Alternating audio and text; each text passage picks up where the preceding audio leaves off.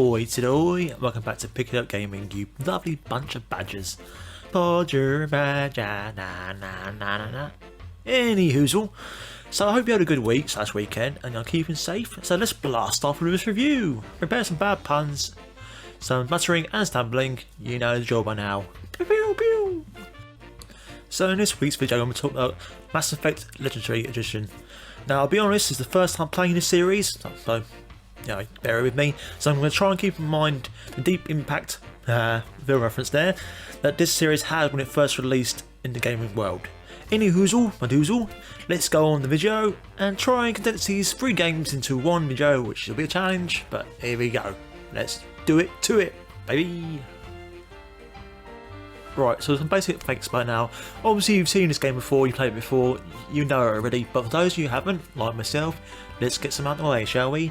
So the original Mass Effect game was released in 2007, followed by Mass Effect 2 in 2010, and Mass Effect 3 in 2012, coming out on Xbox, PlayStation and PC. So it's pretty much available to anyone in the world. Woohoo! Obviously anyone in the world had a game console. So each game was praised more and more for its story, immersion, improvements on the way in terms of shooting, exploration, character development and whatnot and so forth.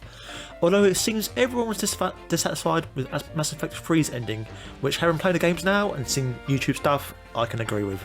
Now the version I've been playing has come out in this year, 2021, which includes all DLCs, everything else that launched the fats and trimmings. Although it's a bit wasted on me because I've never played the original games, I have no idea what they're called, I have no idea what they are, but hey ho, adds about half an hour to an hour or two to overall gameplay, which is always good in my book. It's bang for your dollar. So, gameplay and story. Now I know most of you have heard this before, know what's going on, so maybe go off, have a cup of tea, have a crumpet, maybe coffee, whatever takes your fancy, and come back in about 3-4 minutes the rest of the video. But for those who haven't, let's give you an idea what it's about. So taking control of either a male or female shepherd, you board the Normandy exploring the Milky Way galaxy, meeting aliens and making friends, sometimes special friends, along the way. Now Shepard has the opportunity in the first game to become a Spectre, whether he passes exam or not, which essentially is James Bond 007 agent in space. Now having come across some strange artifact, you touch it, which you should never do, it gives you all these visions of the impending doom to come or not to come in the future.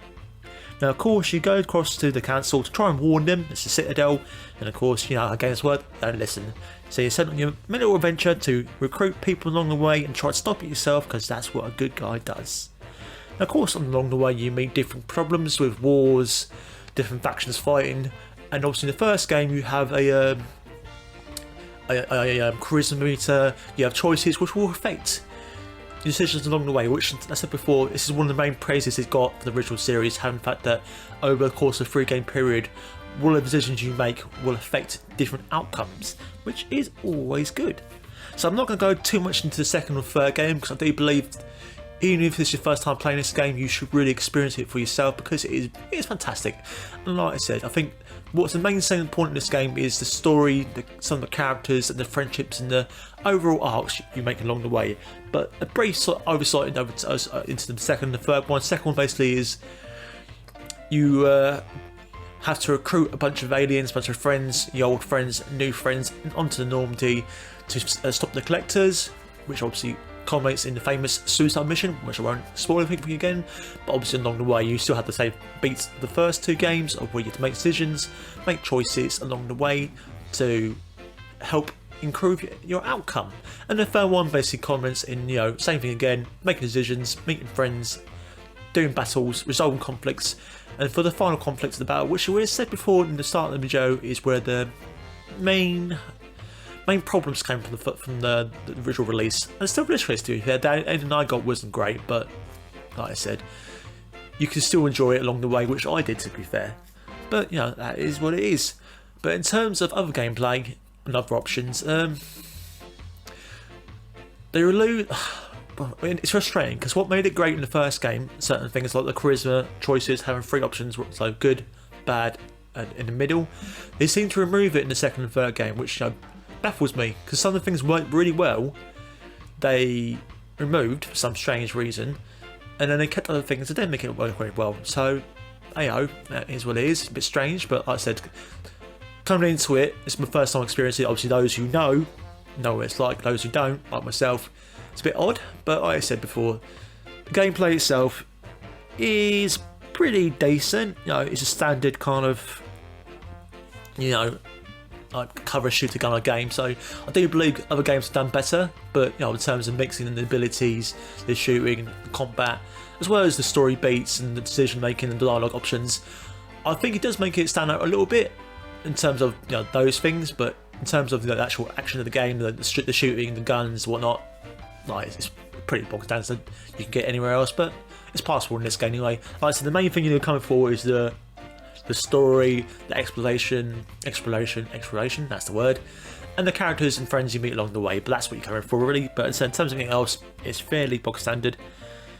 But you know, that's what it is. That's what it is. And anyway, on to controls, sound, and visuals, baby boys and baby girls and people around the world.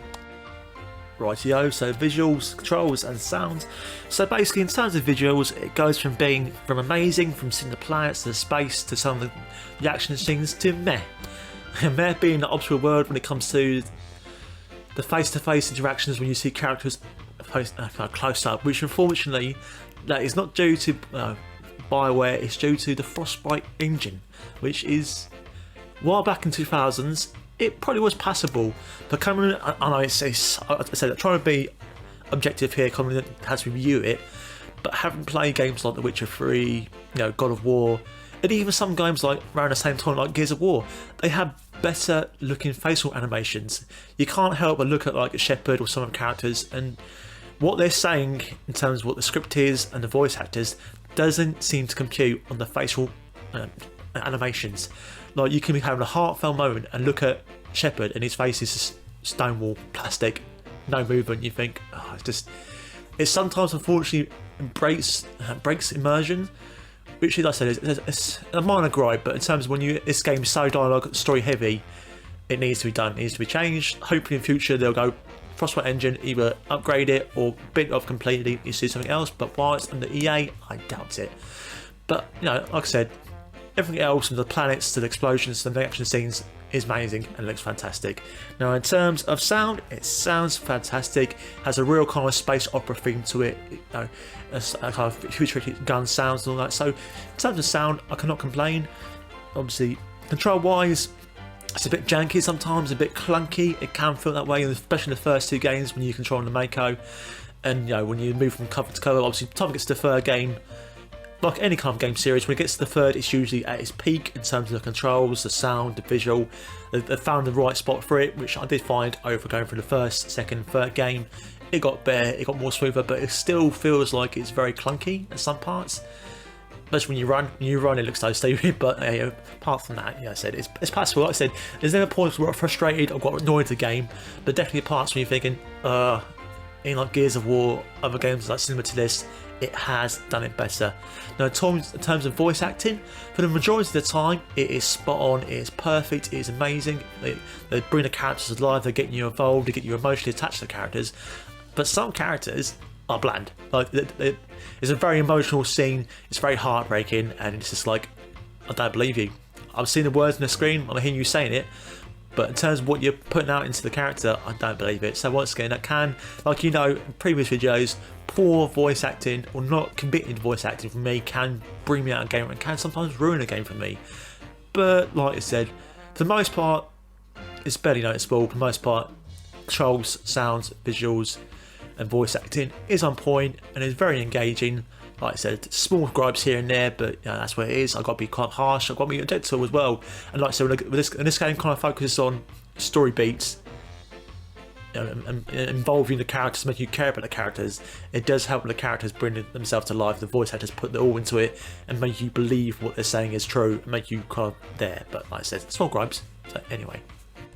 So at the time I'm recording this review, making this review, it's costing around £50 or so, or the equivalent in your region/country, which, considering each game is packed full of content, would take about 30 hours or so to complete it, maybe a bit more if you want to try and platinum it. I believe it's well worth the price, and you should definitely get it.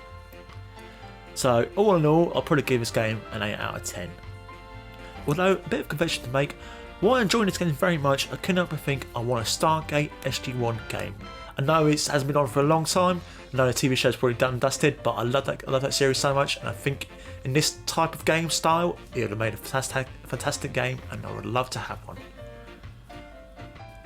Anywho, so playing through this trilogy was a lot of fun, and I can see why people have it such high regards. However, I didn't like some of the changes they made throughout the game series. Getting rid of certain aspects of words in the first game was a bit baffling to me. Some of the voice acting was a bit of a hit and miss on occasions, other times fantastic, and having a representation of characters coming through the normal didn't work for me at times. Some characters just didn't click, and the other ones who did were pushed aside. But however, I largely enjoyed the romance options and friendships you made along the way. The story was largely enjoyable, and the last missions, although it still annoys me, I still highly enjoyed this game. So anyway, it's my first game series review. There might be other things I missed, but you obviously let me know in the comments, and hopefully do something like this on other games, or I might do one's series more individually. So anyway guys, keep safe, stay strong. I'll see you next time for the next review. Let's boldly go where no shepherd has gone before. Bye! And that's the end of that chapter.